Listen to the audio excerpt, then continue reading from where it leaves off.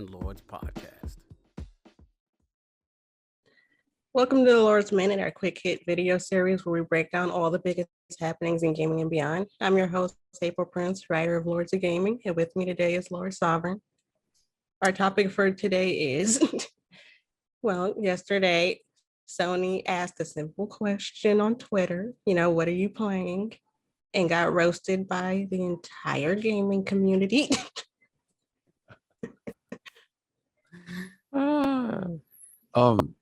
April, what are you playing? What are you playing? Oh, the poor social media manager asked a simple question. Trying to be engaging with the community, trying to be positive, and the community let them know that no, we're not about this, man.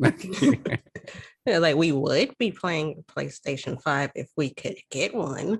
Yeah, that's funny how things become. It's the internet. Things, you never quite know what's gonna catch on and what's gonna be what's gonna kind of catch fire. And apparently, not a PS5 caught fire. I saw it trending, and at first I thought it was like your usual console war stuff, and then I clicked the hashtag, and I was like, "Oh, yeah, we're in the middle of an uprising." Yeah, exactly. This is a mutiny happening here. Yeah. So it's, what's weird about this is that PlayStation, according to them, has sold more PlayStation 5s than any other console this quickly ever. They're now at this point in excess of 10 million sales. They didn't do this with the PS4, which is a super successful console, and it sold like hotcakes at its launch. So it's just, it feels like the metrics are different now. Like, despite all of these limitations that they have with, finding chipsets and stuff like that, it does seem like the production pipeline has increased considerably over the past decade or so, because 10 million PlayStations in this short amount of time is nothing to sneeze at. So, it's just, the numbers feel weird just because it's like, okay, you're selling this many, but yet still you're disappointing this many more.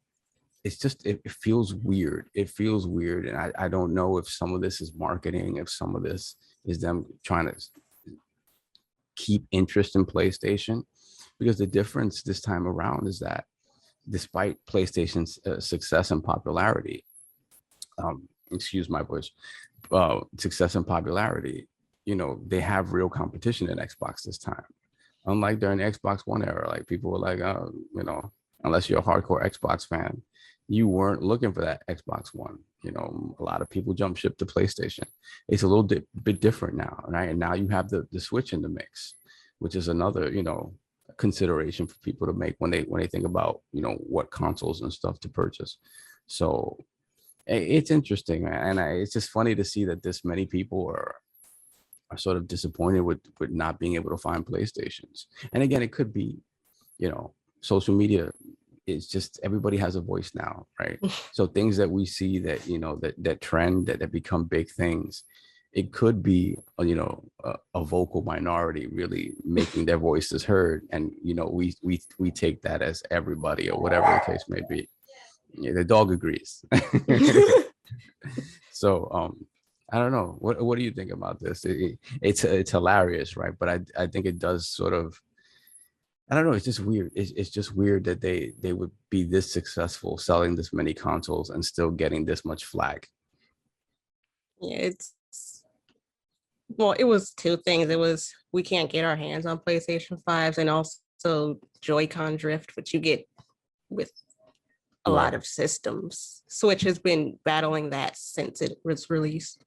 I think the Switch issue is that they haven't really addressed it directly, and honestly, they haven't admitted it directly. That they're like, we'll send you a new one. Yeah, it's like there's something fundamentally wrong with that controller. Like, yeah. So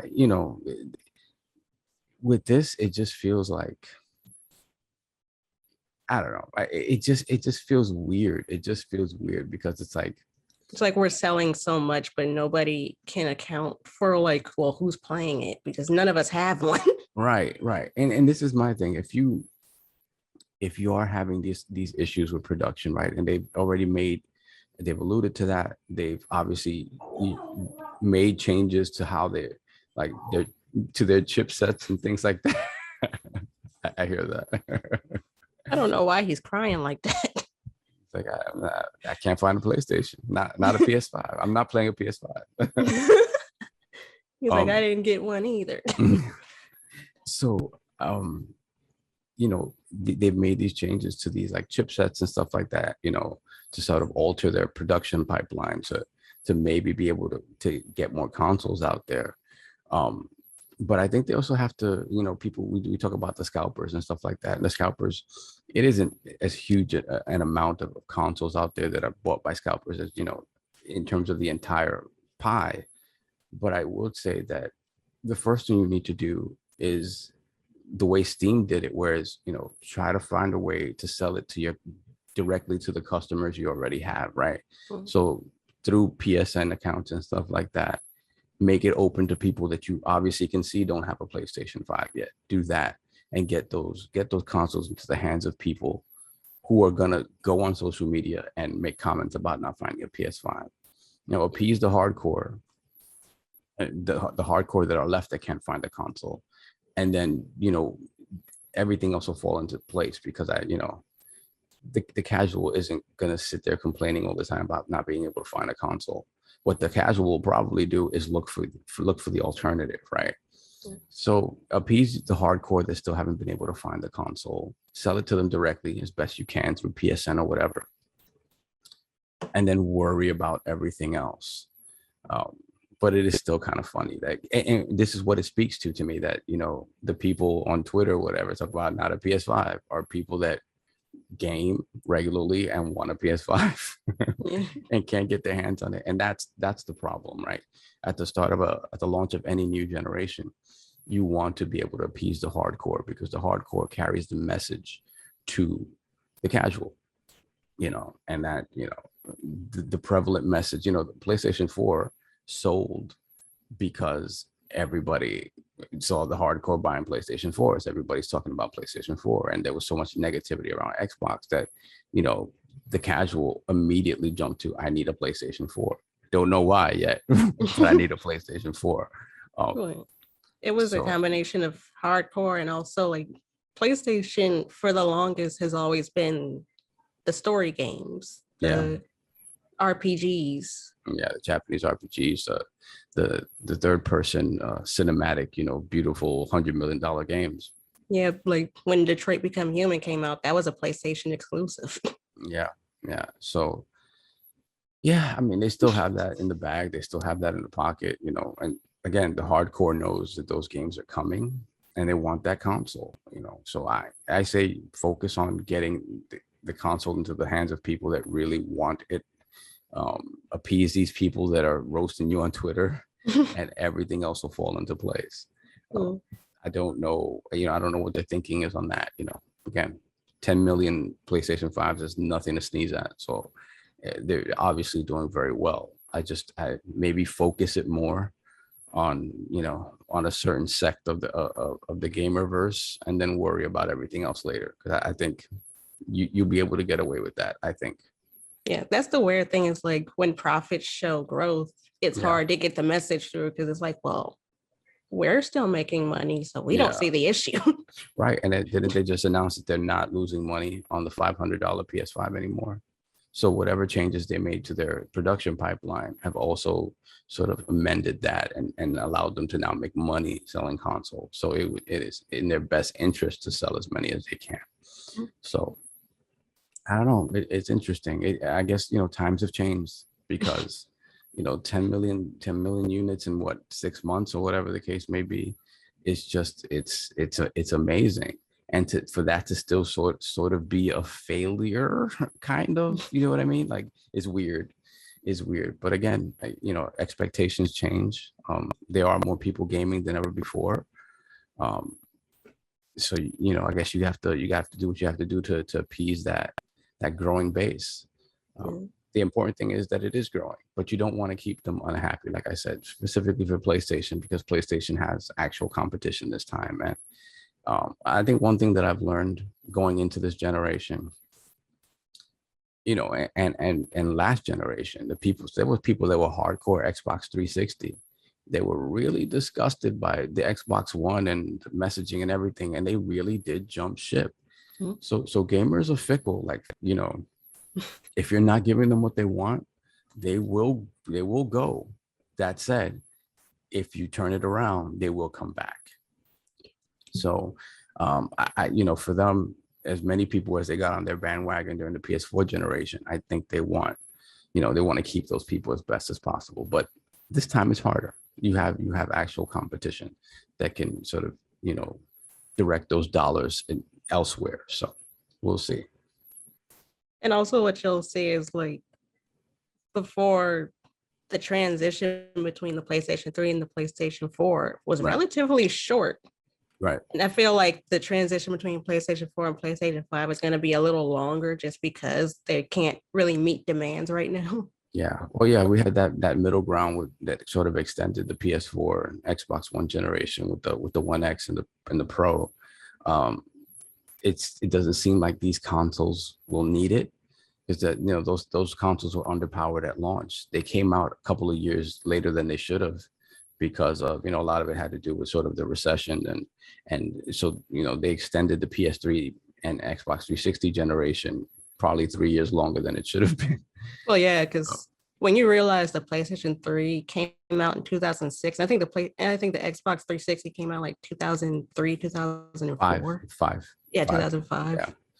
It's so by 2010 you were looking at, if you follow the normal cadence of consoles up to that point, you were looking at a new console 2010, 2011, and you didn't get one until 2013, but you got it based on a console that was already being built God knows when, in the middle of the 360 generation. So both of those machines were considerably underpowered for what they should have been in 2013. So the One X and the PS Pro were like what we should have gotten from the jump. And so then now with this console generation, we're sort of back on a cadence that feels right. What does that mean? No, I don't know, because again, these consoles are more like PCs than ever before. So you could, extend the generation a couple of years by giving us another Pro version, another whatever, Series X or whatever the heck you want to call it. So I don't know. Anything's possible. I don't put anything past these companies. They, whatever works. But it is interesting to see like what they would be doing. Yeah, that's all I got on that. Fortunately, I have a PlayStation. I haven't been playing it for a while, but I do have a PlayStation. Yeah, that's the only thing about being an adult. You have hobbies, but no time for your hobbies. No, none at all. That is for sure. None at all. Yeah. Also, the fact I had to buy compression gloves. We're at that point. Oh man, that's when you're hardcore. There you go. My knuckles just clocked out there. We're done. Yeah. Oh yeah. I wake up with trigger finger every day, and I'm like, what the hell?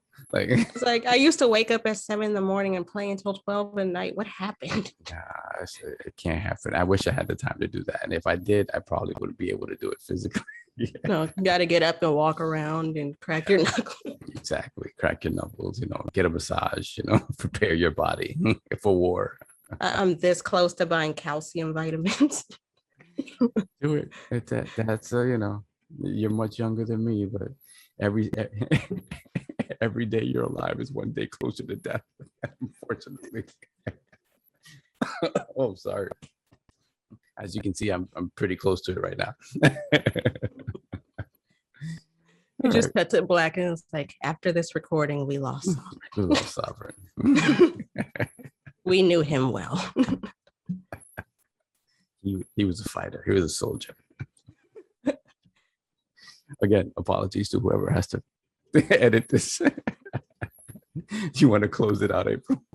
Yeah. Well, this has been the Lord's half hour. I'm just playing. It's been the Lord's minute. Thank you so much for joining us. We're here every Monday, Wednesday, and Friday, lordsandgaming.net. I'm April Prince here with Lord Sovereign. Until next time, this has been the Lord's Minute.